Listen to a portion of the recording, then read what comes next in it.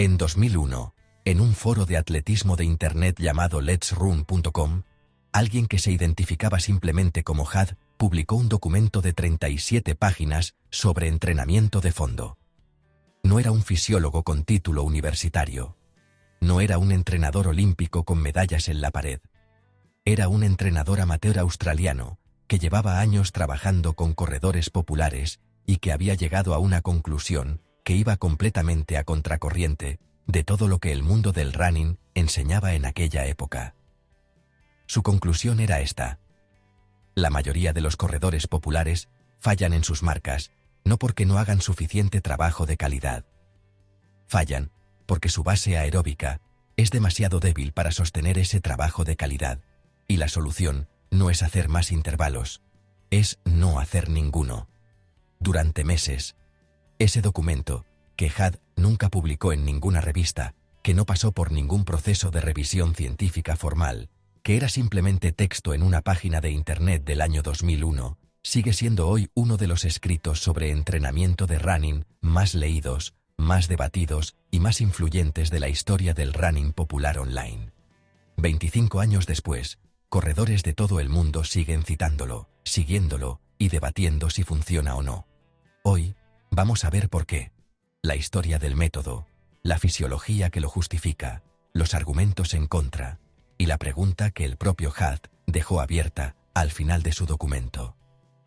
John Walsh, cuyo seudónimo en los foros era Had, era un entrenador australiano que trabajaba principalmente con corredores de nivel medio, atletas que entrenaban entre 4 y 6 días a la semana, que completaban maratones entre las 3 y las 4 horas, y que llevaban años entrenando sin mejorar de forma significativa. No era un entrenador de élite. Era exactamente el tipo de entrenador que conoce a fondo los problemas del corredor popular porque los ve cada semana. Lo que Had observó en sus atletas y lo que articuló en su documento de 2001 era un patrón que reconocerá cualquier corredor con experiencia. El corredor popular típico entrena sus rodajes a un ritmo moderado, que es demasiado rápido para ser genuinamente aeróbico, y demasiado lento para ser un estímulo de alta intensidad útil. Corre en la zona gris de la que habla Seiler, sin saberlo, la mayoría del tiempo. Luego añade 2 o 3 sesiones de intervalos por semana que le producen fatiga acumulada pero que su sistema aeróbico, insuficientemente desarrollado, no puede absorber de forma óptima. El resultado es un corredor perpetuamente cansado, que mejora muy poco, a pesar de esforzarse mucho. El diagnóstico de Had era preciso desde el punto de vista fisiológico. Ese corredor tiene un umbral aeróbico tan bajo que incluso a ritmos que percibe como suaves, está produciendo lactato de forma significativa y activando el sistema glucolítico, cuando debería estar en puro metabolismo aeróbico. Su ritmo de rodaje, que percibe como cómodo, está en realidad por encima de su primer umbral de lactato. Y un corredor que no puede correr en metabolismo aeróbico puro, a ritmos que parecen suaves, tiene una base aeróbica insuficiente para cualquier trabajo de calidad que pretenda añadirle encima. La solución que Had proponía era tan simple como radical. Antes de hacer cualquier trabajo de calidad, el corredor tenía que bajar su ritmo de rodaje hasta estar por debajo del primer umbral de lactato y acumular kilómetros en esa zona durante semanas y meses. Sin intervalos, sin tempo runs, sin series. Solo kilómetros aeróbicos puros, a la intensidad que la fisiología del corredor permitiera en ese momento, aumentando de forma progresiva, hasta que el ritmo asociado a esa intensidad baja mejorara de forma natural. Y solo entonces, cuando la base aeróbica fuera lo suficientemente sólida, añadir trabajo de calidad. El método Had tiene un protocolo de diagnóstico inicial que se ha convertido en su elemento más conocido y más reproducido en los foros de running: el test de frecuencia cardíaca por kilómetro. El test consiste en correr una distancia fija, típicamente entre 5 y 8 kilómetros, a 4 frecuencias cardíacas distintas: 140, 145, 150 y 155 pulsaciones por minuto. Se registra el ritmo por kilómetro correspondiente a cada frecuencia cardíaca. Ese perfil de ritmo frente a frecuencia cardíaca es, para Had, la radiografía del estado aeróbico del corredor. Lo que Had observó en corredores con base aeróbica deficiente era una diferencia muy pequeña entre el ritmo a 140 pulsaciones y el ritmo a 155 pulsaciones. Corredores que a 140 pulsaciones corrían a 6 minutos por kilómetro, corrían a 155 pulsaciones solo a 5 minutos y 40 segundos por kilómetro. Una diferencia de 20 segundos para un aumento de 15 pulsaciones. Eso indica que el sistema cardiovascular está ya trabajando cerca de su capacidad incluso a intensidades bajas, y que el margen de mejora aeróbica, antes de llegar al primer umbral de lactato, es muy estrecho. En un corredor con buena base aeróbica, la misma diferencia de 15 pulsaciones produciría una diferencia de ritmo mucho mayor, porque el corazón puede bombear significativamente más sangre a ritmos más altos sin superar el umbral aeróbico. El perfil del test, la distancia en ritmo entre las 4 frecuencias cardíacas, es para HAD un indicador directo del estado de la base aeróbica del corredor. Una vez realizado el diagnóstico, el protocolo de entrenamiento es aparentemente simple. Correr todos los días a entre 140 y 145 pulsaciones por minuto, con un volumen progresivo que puede llegar a 120 o 140 kilómetros semanales en corredores avanzados, durante un periodo de entre 3 y 6 meses, sin ningún trabajo de calidad. El objetivo no es llegar a un ritmo por kilómetro determinado. El objetivo es observar cómo ese ritmo a 140 pulsaciones mejora semana a semana de forma espontánea, a medida que el sistema aeróbico se desarrolla. Cuando la mejora se estanca, es señal de que la base aeróbica ha alcanzado su potencial actual y que es el momento de añadir trabajo de calidad sobre esa base ya construida. La propuesta de HAD no nació de la literatura científica. Nació de la observación empírica. Pero la fisiología del ejercicio moderna puede explicar con bastante precisión por qué su protocolo produce las adaptaciones que él describía en sus atletas. El principio central es el que hemos analizado en los videos sobre el método Lydiard y el sistema polarizado de Seiler. El entrenamiento aeróbico de baja intensidad sostenido durante periodos prolongados es el estímulo más eficiente para las adaptaciones estructurales del músculo esquelético y del sistema cardiovascular.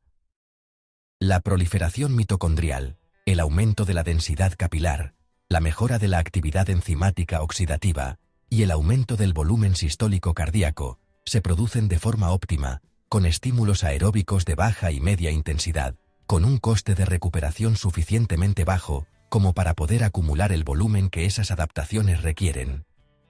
Lo que HAD añade a ese principio conocido es una observación fisiológica muy específica sobre el corredor popular. Para que el entrenamiento aeróbico de baja intensidad produzca las adaptaciones que se buscan, tiene que estar realmente por debajo del primer umbral de lactato. Un estímulo que parece suave, subjetivamente, pero que está por encima del primer umbral de lactato, no es entrenamiento aeróbico de baja intensidad. Es entrenamiento de zona gris, con toda la fatiga acumulada y el coste de recuperación que eso implica, disfrazado de rodaje suave. La mejora espontánea del ritmo a frecuencia cardíaca constante que HAD observa en sus atletas durante las semanas de entrenamiento aeróbico puro tiene una explicación molecular directa. A medida que aumenta la densidad mitocondrial en las fibras de contracción lenta, esas fibras pueden producir más ATP por unidad de tiempo con el mismo consumo de oxígeno.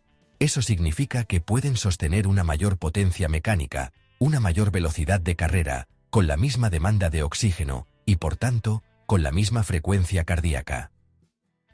La mejora del ritmo a frecuencia cardíaca constante es la expresión funcional de la biogénesis mitocondrial. No se necesita un laboratorio para medirla, solo un reloj de frecuencia cardíaca y paciencia. Otro mecanismo que la investigación moderna ha caracterizado con precisión es el aumento de la densidad de los transportadores de monocarboxilato, las proteínas de membrana responsables del transporte de lactato entre tipos de fibras musculares. A medida que el entrenamiento aeróbico de volumen desarrolla las fibras de contracción lenta, estas fibras aumentan su capacidad de importar y oxidar el lactato producido por las fibras de contracción rápida vecinas. Ese mecanismo, que los fisiólogos denominan el efecto de lactato como combustible entre fibras, tiene un efecto directo sobre el primer umbral de lactato. Eleva la velocidad a la que el organismo puede mantener el equilibrio entre producción y oxidación de lactato, que es exactamente lo que HAD medía con su test de frecuencia cardíaca. Un corredor que mejora su ritmo a 140 pulsaciones está, entre otros mecanismos, aumentando la eficiencia de sus transportadores de monocarboxilato. Hay además un mecanismo de eficiencia del sustrato que Had intuía sin articularlo en términos bioquímicos. A medida que mejora la capacidad oxidativa del músculo, el corredor puede quemar una mayor proporción de ácidos grasos a frecuencias cardíacas más altas, conservando el glucógeno para los momentos de mayor exigencia. Ese desplazamiento del punto de cruce entre la oxidación de grasas y la oxidación de carbohidratos hacia velocidades más elevadas, que la investigación moderna atribuye al aumento de la actividad de las enzimas de la beta-oxidación mitocondrial, es exactamente lo que produce la mejora progresiva del ritmo a frecuencia cardíaca baja constante que Had usaba como indicador de progreso. El método Had tiene críticas serias que sus defensores más entusiastas no siempre reconocen con suficiente claridad. La primera y más fundamental es el problema de la especificidad del entrenamiento. Para mejorar el rendimiento en una distancia concreta, el organismo necesita adaptaciones específicas a las demandas de esa distancia. El maratón se corre cerca del umbral anaeróbico. Los 10 kilómetros, claramente por encima de él. El semifondo exige una contribución anaeróbica muy significativa. El entrenamiento exclusivamente aeróbico, de baja intensidad, por muy bien fundamentado que esté en términos de desarrollo de la base, no desarrolla la tolerancia al lactato a intensidades elevadas, no mejora la capacidad tampón del músculo y no entrena los mecanismos neuromusculares necesarios para sostener velocidades de competición durante periodos prolongados. Un corredor que lleva 6 meses corriendo solo a 140 pulsaciones tiene una base aeróbica excelente, pero un sistema metabólico y neuromuscular poco preparado para las demandas específicas de su prueba. Eso tiene un coste de rendimiento documentado. La segunda crítica tiene que ver con la duración del periodo de base. Had prescribía entre 3 y 6 meses de entrenamiento aeróbico puro antes de introducir trabajo de calidad.